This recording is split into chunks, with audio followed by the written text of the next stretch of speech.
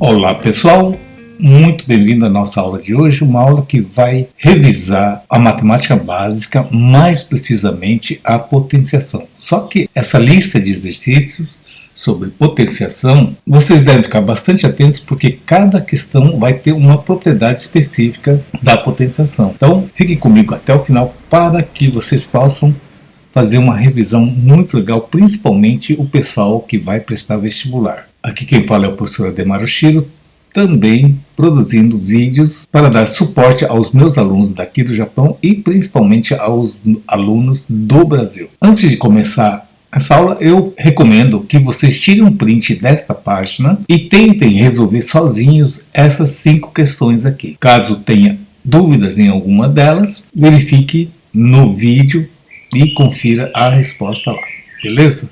Vamos então para a nossa aula de hoje. Vamos começar com a questão 1. Bem, a questão 1 caiu na Federal de Minas Gerais, que diz o valor da expressão, entre parênteses, a elevado a menos 1 mais b menos 1, tudo isso elevado a menos 2 é, e temos as alternativas abaixo. Bom, pessoal, antes de mais nada, é preciso que vocês saibam que expoente negativo, você não consegue fazer um cálculo direto, você tem que utilizar um recurso. O que é um número elevado a uma potência negativa? É você inverter a posição. Se ele estiver no numerador, ele vai para o denominador, ou vice-versa. Se o expoente negativo estiver no denominador, você passa para o numerador para que ele se torne positivo. Por exemplo, 2 elevado a menos 3. Você não consegue calcular diretamente 2 a menos 3. Você vai ter que inverter. Então você vai fazer 1 sobre 2 ao cubo. Assim você consegue calcular, basta fazer essa potência, vai dar 1 sobre 8. Aí se tivesse uma fração da seguinte forma, por exemplo, nesse caso aqui, o 2 que já tem a potência positiva, aqui no caso é 1, você mantém ele no numerador. O 3 elevado a menos 2, você elevado para o numerador, para torná-la com a potência positiva. Aí sim, agora você pode resolver isso aqui. 2 vezes 9, que é igual a 18. Entenderam? Então, isso aqui vale, inclusive, para expressões literais, como é o caso dessa questão aqui. Temos também um caso seguinte. Se você tiver uma fração 2/3 elevado a menos 2, por exemplo. Bom, quando tem uma questão dessa forma, esse menos 2, essa potência menos 2, tanto vale para o numerador como para o denominador. Isso quando estiver fora do parênteses. Ok?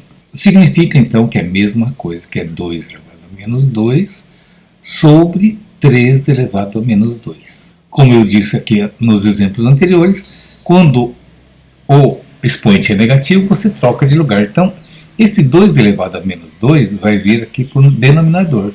Vai ficar 2 ao quadrado.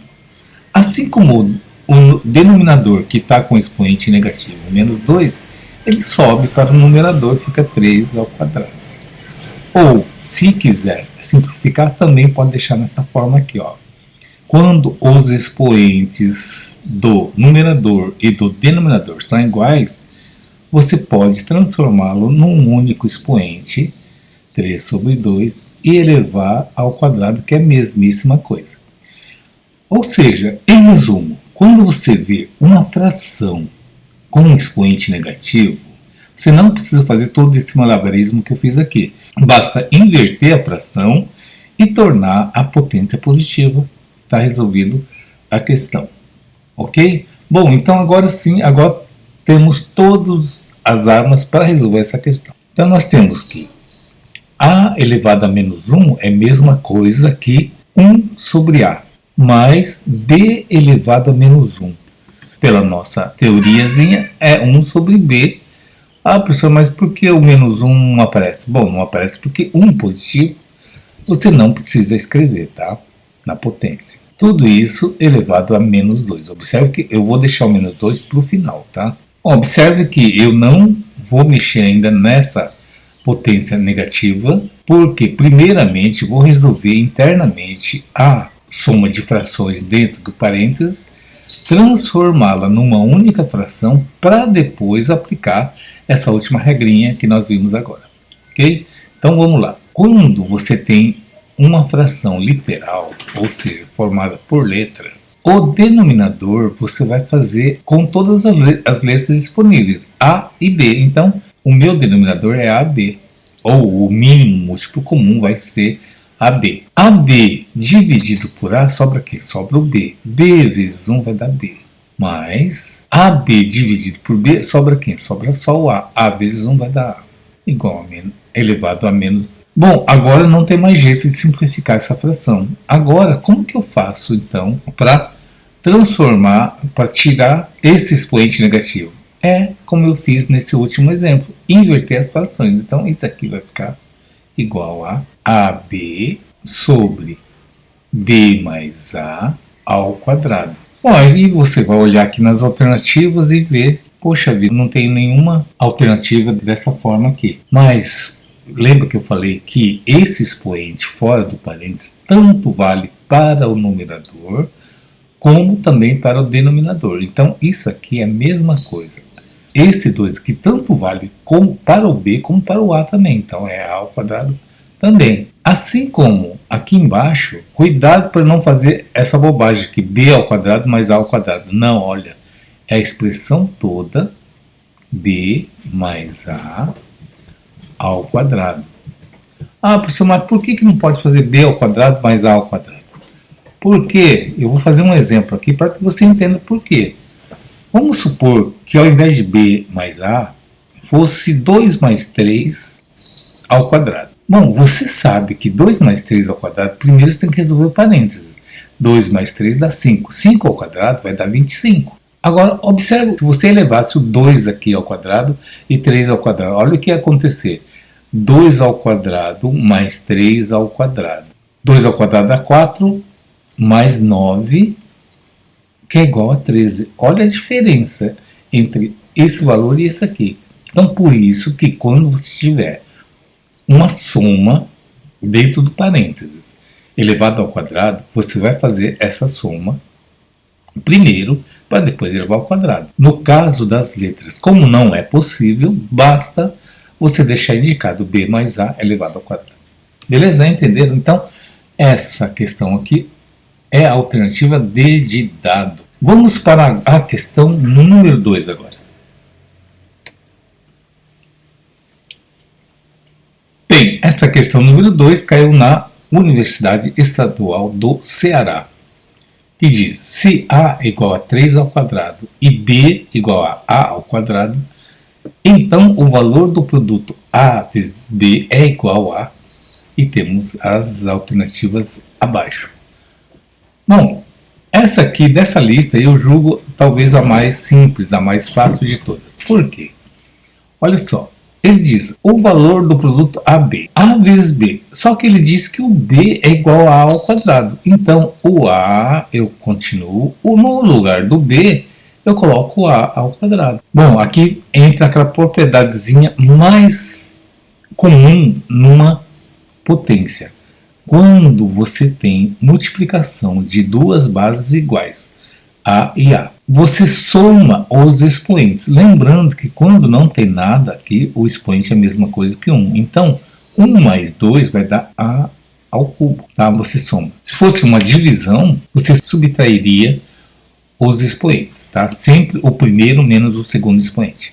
Bom, então agora eu vou aplicar uma outra propriedade. Se você sabe que A é dado pelo exercício é igual a 3 ao quadrado, então A ao cubo é a mesma coisa que, cuidado, o valor de A é 3 ao quadrado. Então você copia o 3 ao quadrado entre parênteses e eleva ao cubo, que é a expressão da pergunta. Então, agora entra uma outra propriedade. Como eu disse no início da aula, cada questão vai mostrar aqui a utilização de uma propriedade. Quando você tem um expoente dentro do parênteses e um outro expoente fora, você multiplica as duas potências. Então vai ficar 3 elevado à sexta potência. Ok? Então, nesse caso aqui, alternativa A de Hamburgo. Entenderam? Então, como eu disse, é bastante simples. Vamos partir agora para a questão de número 3.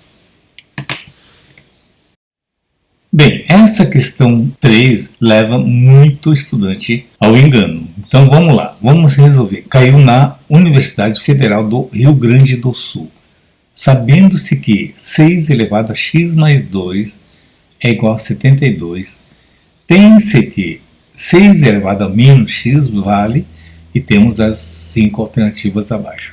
Vamos agora para mais uma propriedade da potenciação. 6 elevado a x mais 2 é igual a 72. Pessoal, quando você tem no expoente uma soma, você pode transformar em multiplicação de bases iguais. Como assim? Olha só. Como é uma soma, você vai pegar 6 elevado a x e multiplicar pela mesma base 6, só que agora elevado ao quadrado. Lembrando que no exercício anterior era o contrário, né? Nós tínhamos duas bases multiplicando e você pega e faz a soma dos expoentes. Então, nesse caso, estou retornando de uma soma passando para a multiplicação. Bom, aí se fosse x menos 2. Bom, se fosse x menos 2, eu vou fazer aqui, ó, um exemplo aqui do lado direito. Se fosse 6 elevado a x menos 2, simplesmente você faria a mesma coisa, só que, como é uma subtração, vai se transformar numa divisão. Ficaria 6 elevado a x sobre 6 ao quadrado. Beleza? Bom, então agora aqui igual a 72. Mas 6 ao quadrado é 36. Então 6 elevado a x vezes 36 é igual a 72. 36 está multiplicando, vai passar para o segundo membro dividindo. Então x igual a 72 sobre 36. Então 6 elevado a x igual a 2. Bom, chega aqui, você fica meio que sem saída. Por quê? Ele não quer 6 elevado a x. Ele quer o 6 elevado a menos x. Aí você tem que ser bastante esperto e lembrar daquela propriedadezinha. Se você multiplicar ou fizer qualquer operação numa equação para todos os termos, você não altera essa igualdade. Então, se eu multiplicar o 6 elevado a x por qualquer número e multiplicar o segundo termo, que é o 2, por esse mesmo número, não estaria alterando.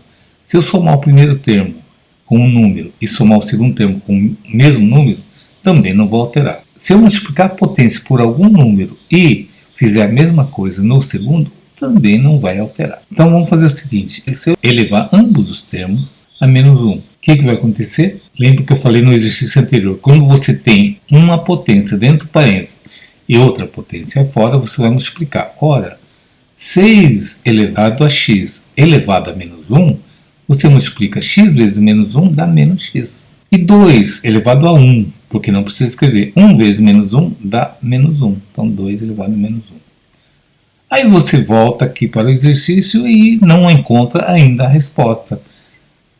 Bem, mas só que você lembra também da nossa primeira propriedadezinha, que diz que um expoente negativo você pode transformar em positivo desde que você mude ele de lugar. Então é a mesma coisa que 2 elevado a 1 positivo que não precisa escrever. Ora, então 6 elevado a menos x é igual a meio. A alternativa D de dado aqui, ó, tranquilidade. Ok? Beleza? Vamos partir para a questão de número 4. Bem, essa questão 4 aqui caiu no Enem. A resolução das câmeras digitais modernas é dada em megapixels, unidade de medida que representa 1 milhão de pontos. As informações sobre cada um desses pontos são armazenadas, em geral, em 3 bytes. Porém, para evitar que as imagens ocupem muito espaço, elas são submetidas a algoritmos de compressão que reduzem em até 95% a quantidade de bytes necessários para armazená-las. Considere 1 kilobyte igual a 1000 bytes, 1 megabyte igual a 1000 kilobytes e 1 gigabyte em 1000 megabytes. Utilizando uma câmera de 2 megapixels, cujo algoritmo de compressão é 95%, João fotografou 150 imagens para o seu trabalho escolar. Se ele deseja armazená-la de modo que o espaço restante no dispositivo seja o menor espaço possível, ele deve utilizar A. um CD de 700 MB, B. um pendrive de 1 GB, C. um HD externo de 16 GB, D. um memory stick de 16 MB e E. um cartão de memória de 64 MB. Bom, pessoal, mesmo que o candidato do Enem, na época, não conhecesse toda essa nomenclatura de bytes, de gigabytes, enfim, dessas unidades, o exercício já te deu algumas dicas aqui. A primeira informação que ele deu foi que as informações sobre cada um desses pontos são armazenadas, em geral, em 3 bytes. Então, você imagina que um ponto, então, olha só, um ponto ocupa um espaço de 3 bytes. Porém, para evitar que as imagens ocupem muito espaço, os algoritmos de compressão que reduzem em até 95% a quantidade de bytes, inclusive um dos aplicativos mais conhecidos aí no mercado para compressão e descompressão de arquivos é o WinRAR, né?